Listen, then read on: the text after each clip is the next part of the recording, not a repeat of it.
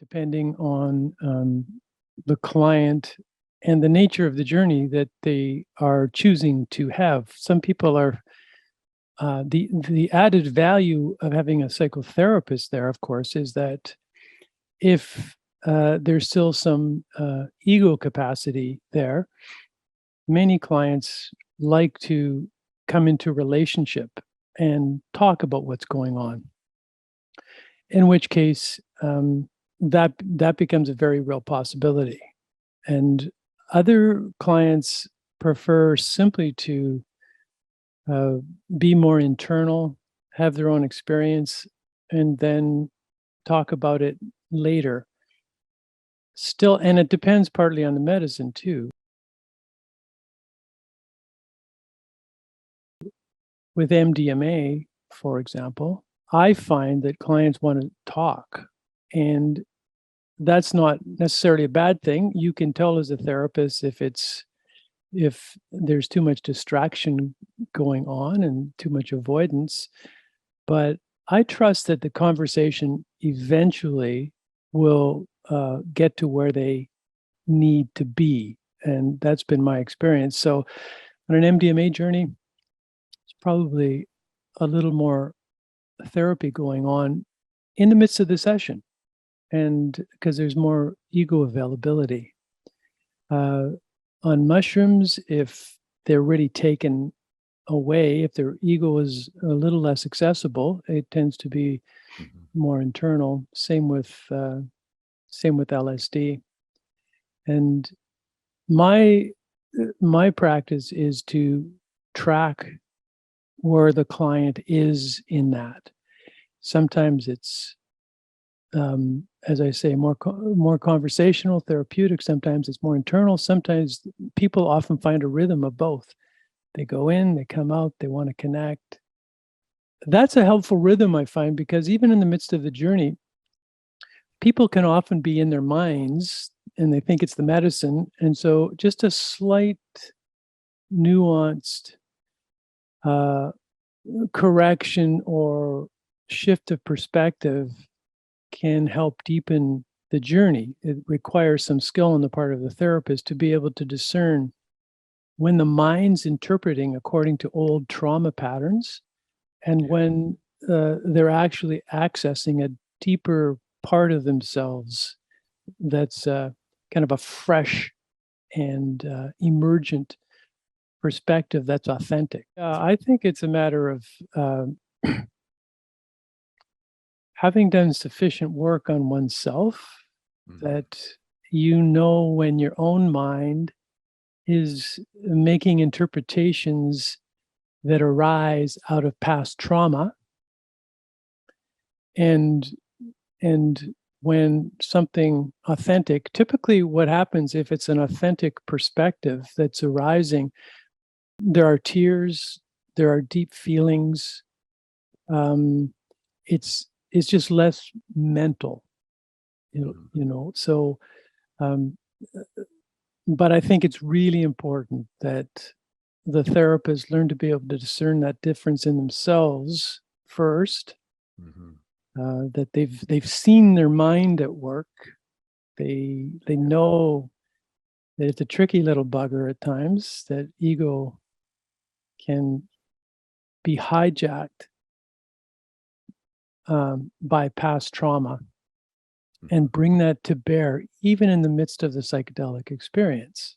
So it is based on a certain amount of experience, self-awareness, and one of the markers that helps to discern is that it feels fresh in the room. Like if it's authentic, if it feels like, oh, this is new, this is getting below the surface of things, underneath the defense systems, it feels alive. There's a lively quality to it.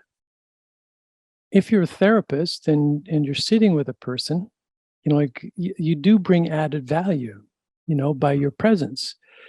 It's your presence can still be an open space and interactive. Like just because you're silent doesn't mean that you're creating space.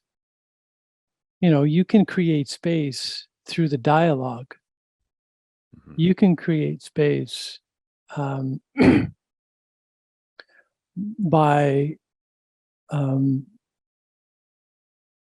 wondering with the client without pretending that you know what's going on.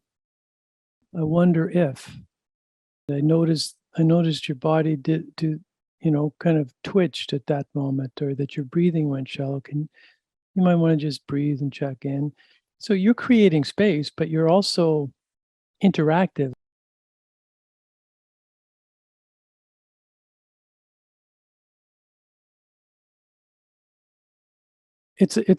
I do think that there's got to be room for exchange, authentic exchange, because ultimately for me, the healing comes not through the medicine, but in and through the authentic relationship, the relational dynamics where the person experiences for themselves somebody is deeply attuned, somebody deeply cares, somebody lets them be, is not trying to direct their experience in one way or the other, but is really going to let them be who they are. And for a lot of people, this is a new experience, because a lot of their historical trauma comes from not being allowed to be who they are. So I really trust that it's a relational dynamic. That doesn't mean, of course, that you, out of your own anxiety as a sitter, like impose your own needs, or like my mentor Andrew Feldmar talks about, the two requirements for a sitter are zero ambition and endless patience.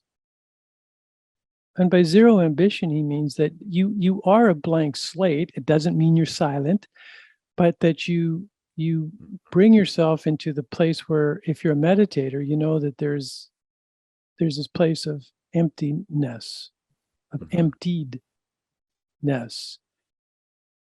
And in that, you can experience the other as they are, not as you think they are, or as you think they should be. You can start to phenomenologically articulate with them what's actually arising in the moment. And when you do that, that activity in itself is healing, to accurately name what's going on in the room, in the person, and between the two of you. And this means that you have to be absolutely committed as a therapist to not pretending. You have to find a way to share with the person on the journey exactly what it is you're experiencing in the moment, in a kind and tender way, but don't pretend you're not experiencing it. Like if you're getting annoyed and you pretend that you're not, you can say, well, you're picking up on something real. I'm having trouble understanding what's going on. There's no point gaslighting them, because that's what happened to them growing up in childhood very often. So you can find a way to accurately name just what's happening here and now.